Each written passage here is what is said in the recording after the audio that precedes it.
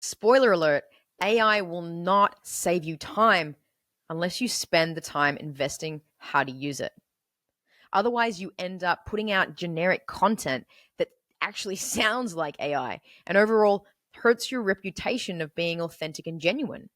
Or you have to redo content because it doesn't sound like you, or verifying some of the information it puts out because it might be incorrect, or just redoing work that it comes up with because it's not aligned with your strategy.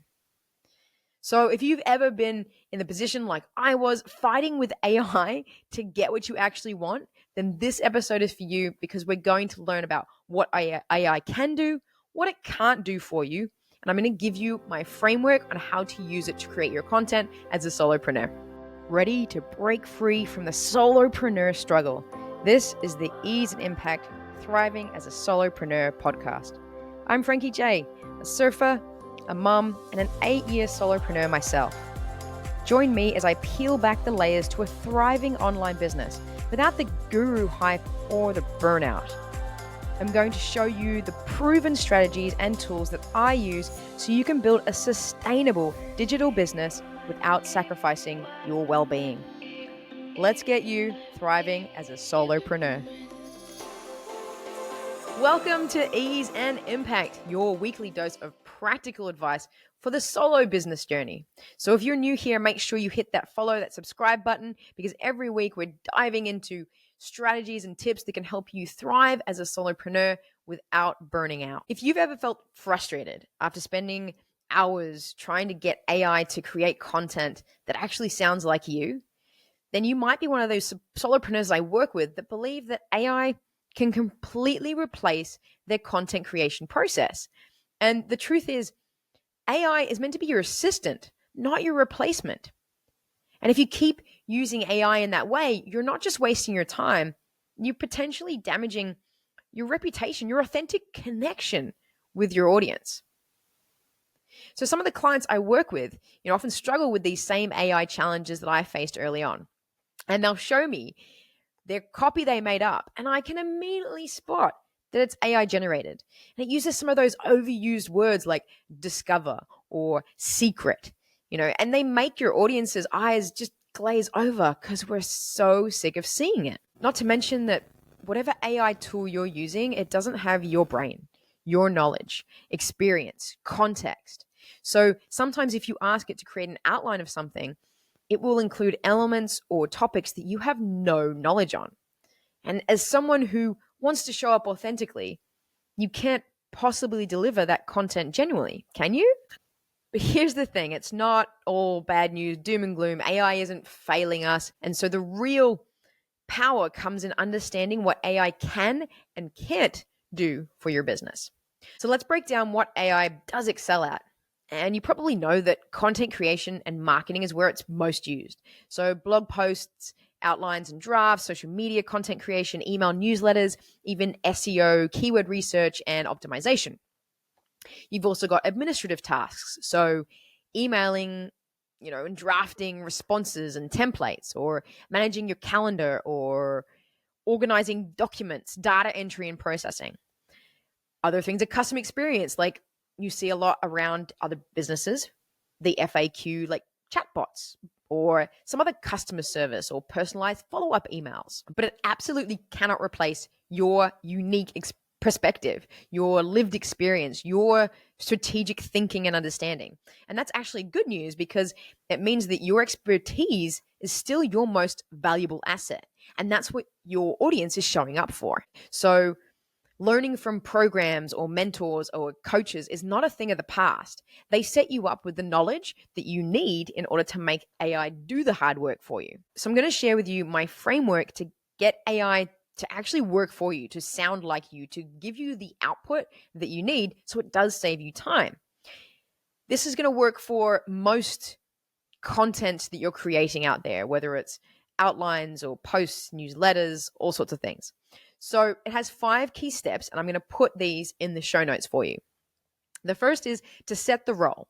So tell the AI tool that you're using exactly how you want it to act, who you want it to be.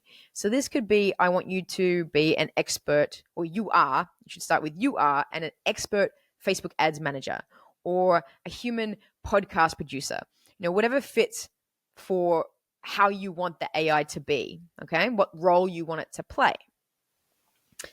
Step 2 is to define the task. So you want to be crystal clear about what you want it to create. So we're going into the what, not the how. So create a outline for my podcast or create the copy to go with my Facebook ad, right? So we're just defining the task that we want it to complete. Next is the tone. So give it specific examples of the voice you're looking for. So it could be use a conversational but professional tone, or create this in the tone similar to, and you could insert your favorite big influencer, okay? Then step 4 is to define your audience. So we want specific details about your audience. So their pain points, their goals, their position, are they a solopreneur? Are they a coach? Are they a personal trainer? That kind of thing. Give it as many details as you can about your audience. Then this is where the magic really happens. And step 5 is the supporting information, okay? So give AI all the information it needs to help it to strategically create an output for you. So let's give an example of a Facebook ad, right? You've gone through the steps of setting the role. You want you to be an expert Facebook ads manager, defining the task, create copy for my Facebook ad, the tone, maybe you're doing conversational, what have you. The audience is this. Now give it all the information it needs to create it. So the structure, how you want it to structure it.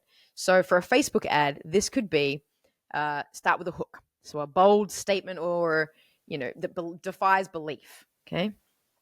Then you reveal the real problem. So if you're starting with a statement that says, if you believe blah, blah, blah, reveal would be revealing the actual problem, right? Then the next one would be consequence of not addressing that problem. So what happens if they continue on the same path?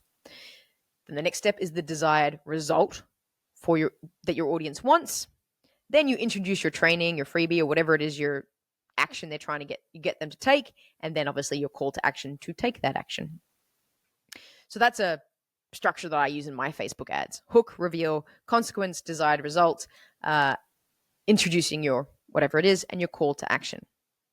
Now, in Facebook ads, this is the next step I would take. I would also include, because this is important in Facebook to make sure that you're not going to get your account shut down, is this copy must comply with Facebook policy for insert your industry and insert the policy wording. So for example, a lot of changes have happened for health and wellness industry. So you would say it must comply with Facebook ads policy for the health and wellness industry, which says, and insert the policy wording. So that's my framework to getting AI to create content for me. Please use it. It's going to be in the show notes, and input your relevant information into each of those 5 key areas, no matter what AI tool you're using. But on that note, most people, I think, are using ChatGPT. You can use ChatGPT for this. It's the most talked about. It's free to a certain point. But I personally use Claude AI for all of my content creation, research, and everything I do with AI. I find it has a better grasp of context and can maintain a more consistent tone through longer pieces of content and conversations that I have with it. So definitely check that out. I'll put a link in the show notes for you. It's called Claude AI. But if you have been struggling with AI and getting it to work for your business, or maybe you've had some awesome wins that you'd love to share, then I definitely want to hear from you. Drop your questions or your experiences in the comments below. Your insight might be exactly what another solopreneur needs to hear.